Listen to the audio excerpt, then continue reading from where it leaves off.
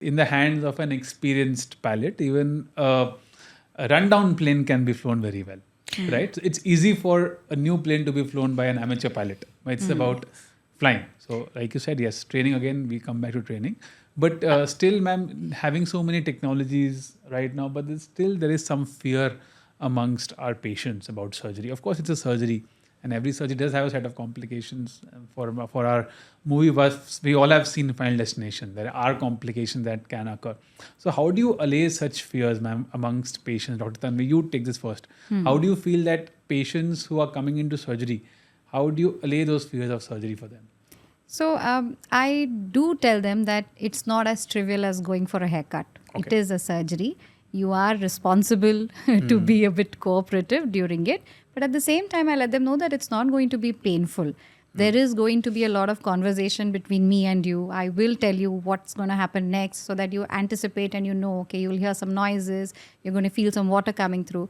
I tell them this beforehand so that they know that this is what they will expect.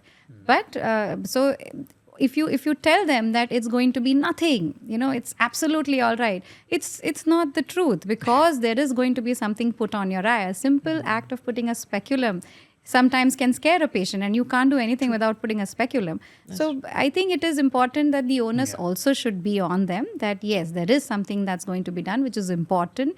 I'm there to completely make sure that everything goes well. I'm going to take care of you, but I'm going to need some cooperation from your end. And see, the machines that are there, they require less time today. So it's not something that they have to be lying down for hours on.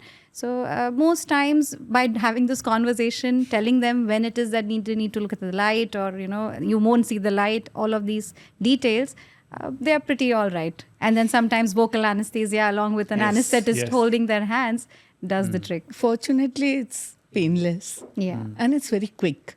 So if you can talk to the patient, engage them, and make them a part of the procedure, it goes very smoothly.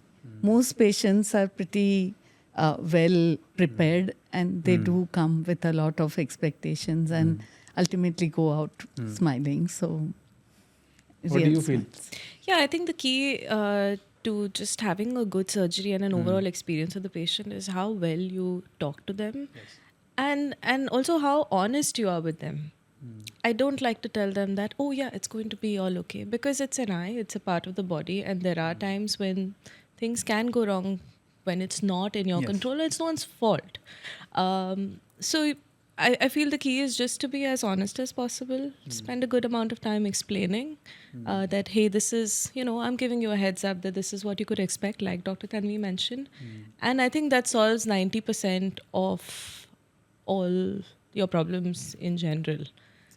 Also, However the surgery goes, because the patient, the anticipation anxiety itself gets taken care of at that stage. Yeah. I think that's the beauty of a femtosecond laser. That it's a laser, there's no blade. So even if, so the patient's, the biggest fear is, what if I move my eye during the procedure?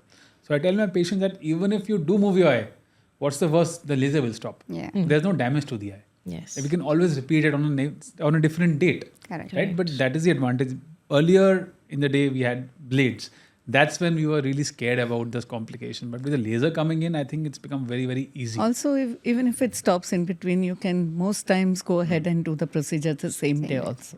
Yeah. And another thing is that counseling before the procedure, talking to them about all different complications that are likely, but how much smaller percentage of all of them put together goes a long way, because they know on table that this is not going to be that difficult for me to do. Yes.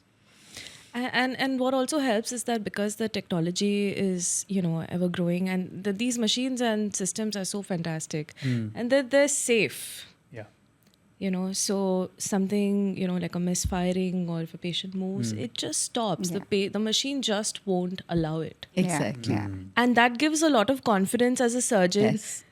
For me, when I started off, that was one of the biggest things, which was like, okay, fine, nothing, it's not, a patient moves, the laser will stop. There's a huge margin of safety. Yes. Yeah. Yes, they are such safe systems.